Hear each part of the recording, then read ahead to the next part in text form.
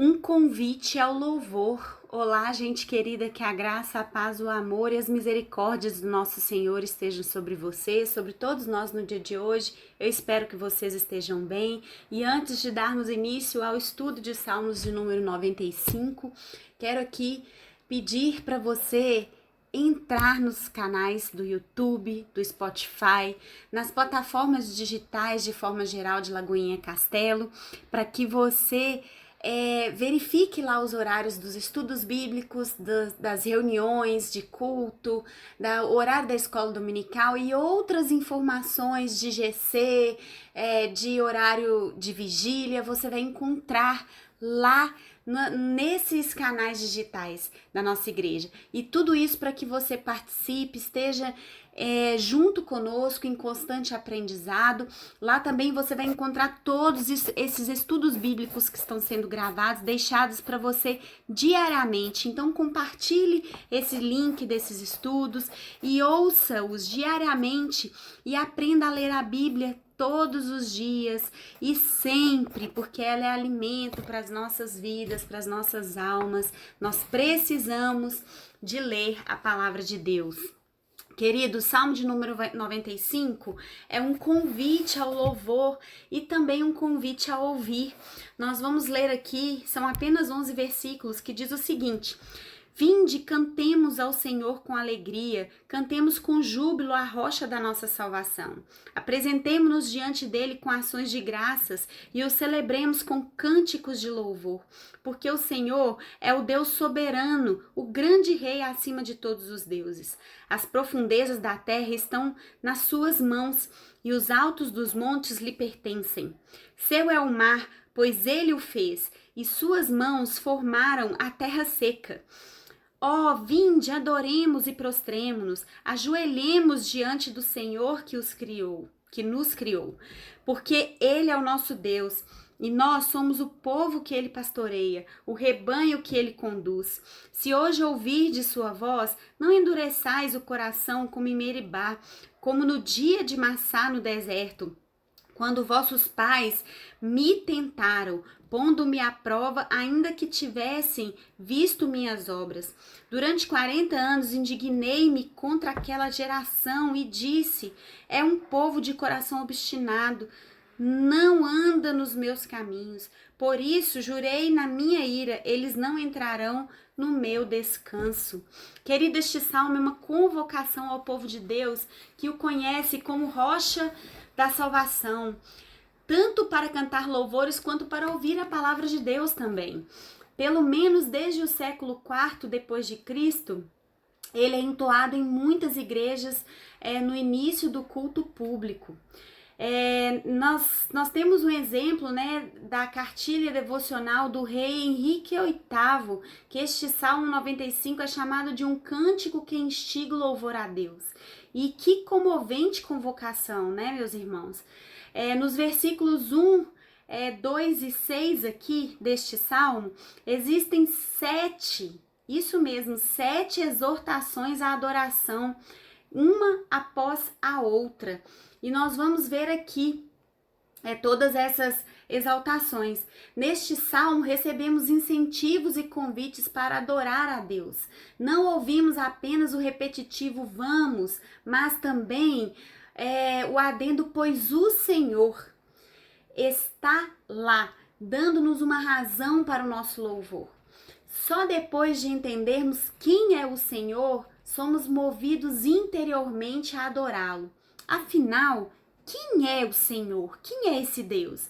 A resposta desse cântico é que Ele é o grande Deus, o nosso Deus. Primeiro, Ele é o grande Deus. Nós vemos isso no versículo 3, porque o Senhor é o Deus soberano, o grande rei acima de todos os deuses. Ele é supremo no céu. Não é preciso imaginar que o salmista tenha acreditado a eles uma realidade objetiva, pois todos os deuses da nação não passam de ídolos.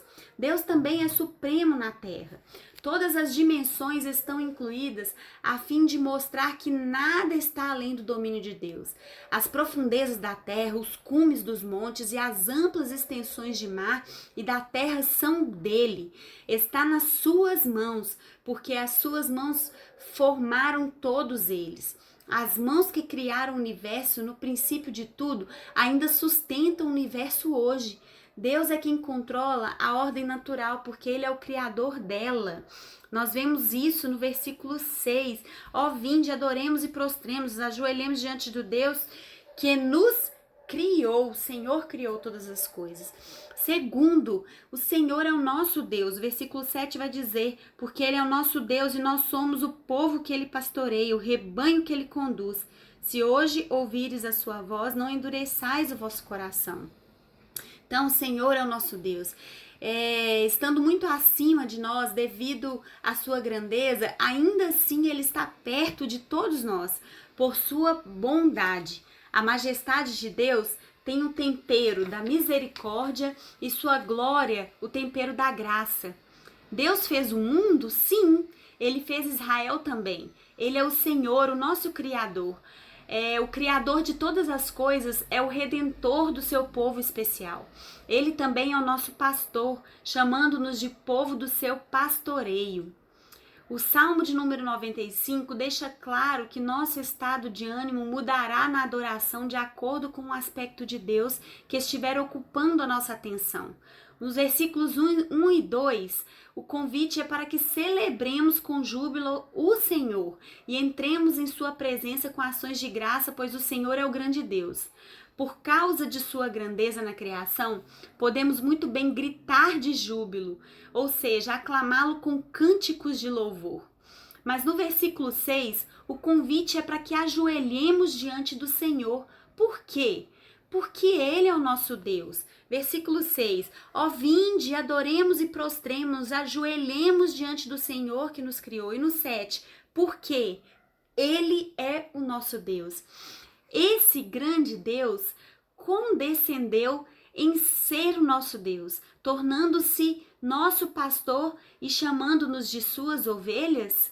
Por isso, não é o momento para regozijos exuberantes, mas em vez disso, para temor e admiração, pois com grande expectativa nós nos prostramos diante dele com reverência e humildade. No versículo 7, o clima muda novamente. A voz narrativa também muda. Até o momento, os membros da congregação exortavam uns aos outros. Agora, o próprio Deus intervém e fala com o seu povo. Não devemos apenas abrir os lábios para cantar louvor a Deus, mas abrir também os nossos ouvidos para ouvir a sua palavra. Vale ressaltar que aqueles que são exortados a ouvir a voz de Deus foram descritos no versículo anterior como o rebanho que ele conduz. Porque, é claro, uma ovelha deveria conhecer a voz do seu pastor. Os primeiros dias de Israel são vistos por Deus como uma impressionante lição prática. 1 ou 2 meses após o êxodo do Egito, pouco antes de chegarem ao Monte Sinai, os israelitas acamparam em Refidim. Não havia água, então o povo reclamou com Moisés. Lá em Êxodo 17 nós vemos isso. Dê-nos água para beber.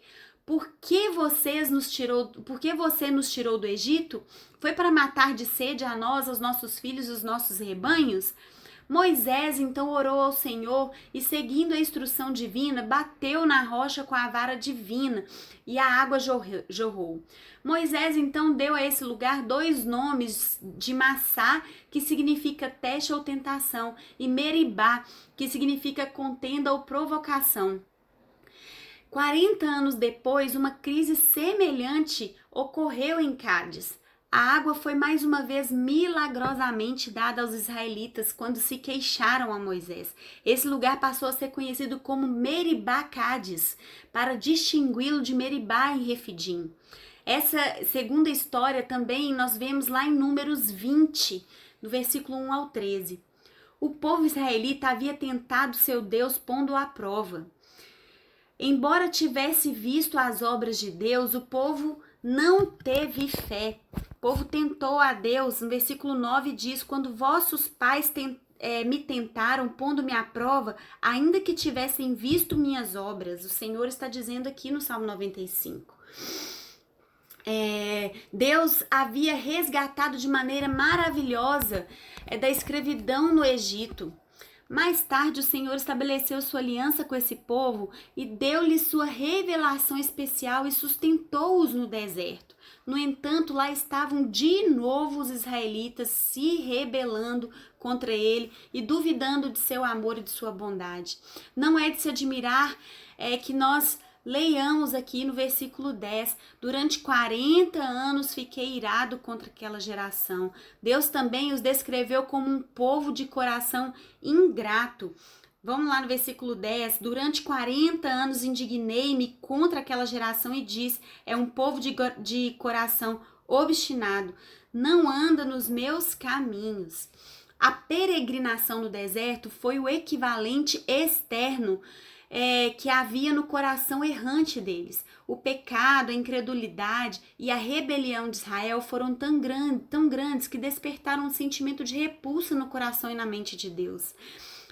Ele se revela nas Escrituras como um Deus de amor e de ira, de bondade e de severidade. Ele odeia o pecado como um ódio implacável, ao mesmo tempo que ama o pecador com um amor inextinguível.